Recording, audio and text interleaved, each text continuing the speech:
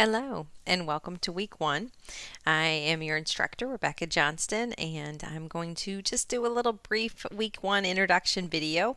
I just have asked you to let me know your names and what you're studying and what your interests are. So for me, my undergraduate was focused on both literature and modern European history. I really enjoy European history, particularly World War One.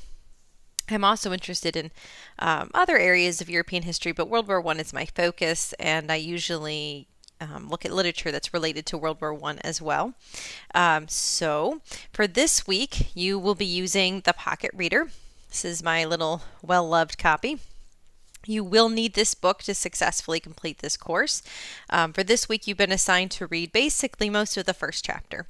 At the beginning of the first chapter, you see this list that I talked about, the 4 things that make a successful narrative. Notice that I've got some writing in my book.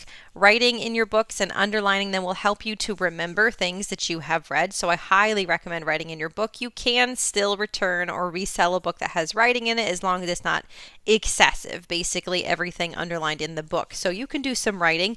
You might not want to spill tea on yours like I have on mine, but you can definitely do some writing in there.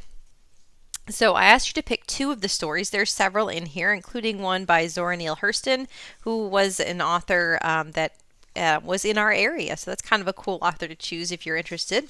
I chose Brent Staples' Black Men in Public Spaces. I really like this one. So my points that I want to look at is number 4, use a consistent point of view, and Brent Staples does use a consistent point of view. The point of view is how it's written from. So it's written from first person. It's his own point of view, and he's consistent. If you ever read an author that jumps from, first point of view to another point of view, and you're kind of left wondering who's talking now, I don't know, that inconsistency can make a story hard to follow. Successful authors can do that, maybe like Tom Clancy does that with one chapter being from this guy's point of view, and then the next chapter clearly labeled as from someone else's point of view.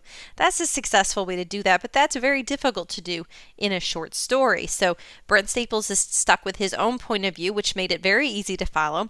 And when he's thinking about what other people are feeling, it's clearly from his own perspective, his own idea of what they're feeling. The next point I chose is to give plenty of details, point number 3. So I think Brent Staples gives a lot of detail. I like when he's describing how he walks along the street and he's causing fear just by existing, and he describes the thunk, thunk, thunk, thunk that the car doors make as they lock when he passes. I hear that in my head, and it makes me relate to what he's going through a little bit. And also how he describes that while he causes this fear because he describes himself as being a rather, tall and broad man wearing a big thick coat in Chicago, walking the streets at night, that causes fear. That detail I can kind of picture, what he looks like, even though I haven't seen him. And then he ties that in with a description of him being too afraid to or uncomfortable to even cut raw chicken. So you get this balance of a very large, physically intimidating person because of his size, and yet he's just he's a teddy bear on the inside, and you kind of can relate to that in a sense, right? And then he counters that with a description of those who are afraid of him for no good reason or acceptable reason. And also when he describes how he's whistling to put people at ease, I really could picture that. So that helps me to receive the main idea that he's trying to get across because of the details that he gives. The next one that I chose is actually, it's a bit of a cheat because it's at the end here, Kate Crane's student essay, Handling Room 15, which goes on a little bit into page 21. I thought this one made a good comparison because it's also written from a first-person perspective. It's the student's own point of view of when she went to visit a hospital for children who are too physically or mentally handicapped to live in a residential setting. So Kate describes herself as being as handling the school newspaper and successfully, handling European history and AP European history, having a boyfriend, applying for colleges. So you're supposed to picture this successful socialite. And I think she does a good job with those details, just like Brent Staples did, of giving you an image of what she is describing of herself. And then she counters that. Again, just like Brent Staples has got his own description, and then the opposite of those that are afraid of him.